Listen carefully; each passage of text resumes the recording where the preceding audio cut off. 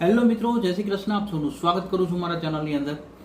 Finally હું તમને એક વસ્તુ કહું કે ઘણા ટાઈમથી અમને ડીએમ્સ બી આવી રહ્યા હતા અને આજનો વિડીયો એટલા માટેનો જ છે કારણ કે આ વિડીયો તમારા લોકો માટે ખાસ જોવા જેવો છે. કેમ તો કે જે બી વિદ્યાર્થીઓ જો કેનેડા જઈ પાછું ના આવવું હોય તો એ લોકો તો ખાસ આ વિડીયો જોજો, કારણ કે એ લોકોની મદદ કરવા માટે જ આ વિડીયોની અમે લોકોએ મહેનત કરી છે.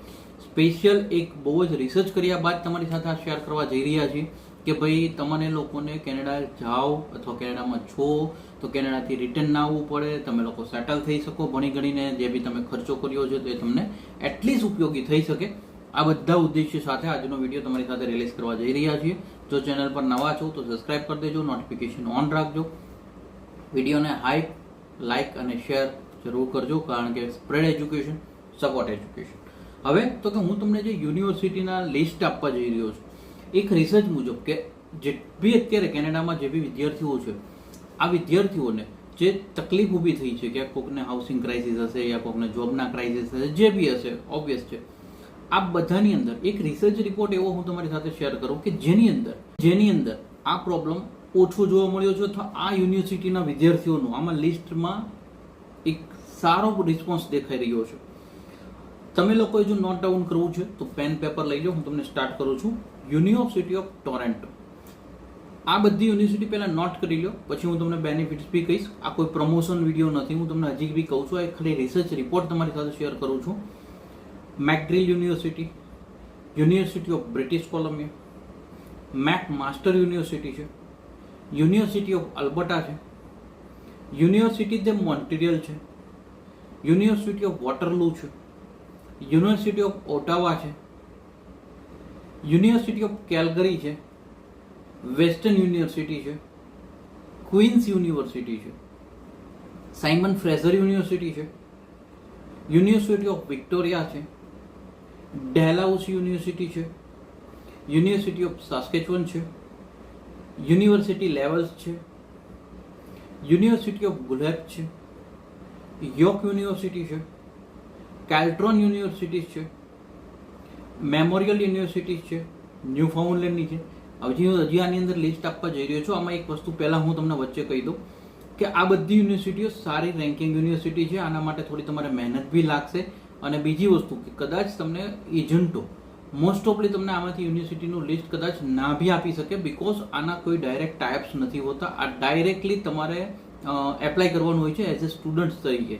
તો તમારી મહેનત વચ્ચે હા તમે કન્સલ્ટિંગ જરૂર લઈ શકો છો કોઈ બી કન્સલ્ટન્ટનું યા એજન્ટનું, પરંતુ તમારે થોડી મહેનત લાગશે. પરંતુ આની અંદર તમે એટલીસ્ટ જશો તો તમારે રિટર્ન આવવાનો જે ખતરો છે એ તમે એને નહીવત કરી શકો છો.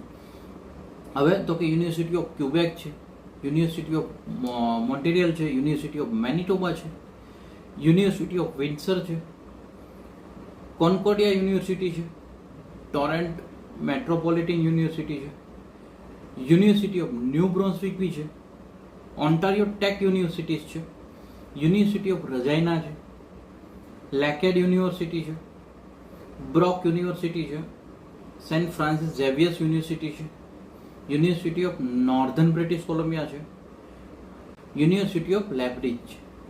આ બધી યુનિવર્સિટીઓ એવી છે કે એટલીસ્ટ આના જે સ્ટુડન્ટો છે એમના ભવિષ્યમાં એમને સપોર્ટ એકચ્યુઅલી જોવા જઈએ તો જે બીજી યુનિવર્સિટી અથવા કોલેજીસ હોય છે, નો ડાઉટ બધી એવું નથી હોતું, અમુક કોર્સીસને કારણે બી તમે સેટલમેન્ટ ઓપ્શન્સ મળતા હોય છે. આ એક અમે અમારો એક ઓપિનિયન શેર કર્યો છે, કારણ કે ઘણી વખતે એવું થાય છે કે આટલું બધું જોયા પછી બી, આટલું બધું સાંભળ્યા પછી બી વિદ્યાર્થીઓ આવે તો એમનો ઉદ્દેશ્ય એવો હોય કે જવું તો કેનેડા જ છે, ગમે તે થાય પણ કેનેડા જવું છે, કારણ કે ભાઈ બહેનો ત્યાં છે, કઝિનો ત્યાં છે, ફ્રેન્ડ સર્કલ ત્યાં છે, રિલેટિવ્સ ત્યાં છે. હવે એ જો માઇન્ડસેટ બની ગયો છે અને જેમ કહેવાય ને કે જો જૂની ભૂલ જો સ્ટુડન્ટે કરી છે એ સ્ટુડન્ટો જો ત્યાં આગળ એ જ પ્રમાણે જઈ રહ્યા છે અને એ જ રીતે હજી તમે જશો તો તમે બી એ ફેસ કરવું પડે ભવિષ્યની અંદર. આપણે એવું ઈચ્છીએ છીએ કોઈને એવું ફેસ ના કરવું પડે, પરંતુ જે સચ્ચાઈ છે એ તમારી સામે તમારી અવેરનેસ ઉપર જ કામ કરશે. જો તમને ખબર હોય કે ભાઈ આ યુનિવર્સિટીઓ છે અથવા તો આ કોર્સીસ છે, અમારો એકચ્યુઅલી ઉદ્દેશ્ય એ જ હોય છે કે તમને અવેર કરીએ છીએ અમે લોકો. બાકી તમે જશો ના જશો અમને કોઈ ફેર નથી પડતો, કારણ કે અમે ઘણી વખતે કોમેન્ટમાં બી અમુક લોકોને જોઉં છું, અડધો વિડીયો જોવે અને કહેવાય ને અધૂરું જ્ઞાન ઓલવેઝ છલકતું જોઈએ, એ ભાઈને કોઈ લેવા દેવાના, પેલા છોકરાઓ પાછા આવી ગયા ને પેલા પણ પાછા આવી ગયા પણ જતા પહેલા રિસર્ચ કર્યું નહોતું ને. એ જ અમે કહી રહ્યા છીએ કે કે જતા પહેલા આ બધો ટાઈમ બગાડવાની જરૂર છે, પછી તમે કહો પાછા આવી ગયા છે તો પણ પાછા આવી જ જવું પડે ને. કારણ કે જતા પહેલા રિસર્ચ નથી કર્યું. ભણ્યો તો મિકેનિકલ, લીધું છે મેનેજમેન્ટ.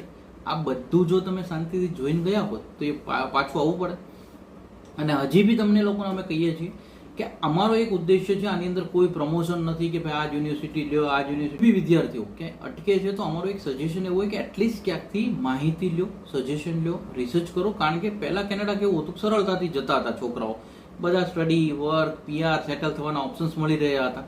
અત્યારે થોડો ભરાવો એટલો બધો છે વિદ્યાર્થીઓનો કે ત્યાં આગળ થોડુંક સ્ટ્રીક હજી ચાલશે. 1-2 વર્ષની અંદર આવું બધું હજી ચાલશે, બધું ક્લિયર થતા થોડો સમય બી લાગશે. પરંતુ અમે એક કોશિશ એ કરીએ છીએ કે અવેરનેસ લાવવા માટે જઈ રહ્યા છીએ કે વિદ્યાર્થીઓને એટલીસ્ટ જતા પહેલા તમને ખ્યાલ હોવો જોઈએ, તમારી પાસે રિસર્ચ રિપોર્ટ હોવો જોઈએ, એ અમે કહી રહ્યા છીએ. અને આ ઉદ્દેશ્ય સાથે જ તે આજે બી એક માહિતી શેર કરી છે. જો સારી લાગી હોય તો લાઈક કરી દેજો, મેક્સિમમ લોકોને વિડીયો સ્પ્રેડ કરી દેજો અને શેર કરી દેજો. Thank you so much. જય હિન્દ, જય ભારત.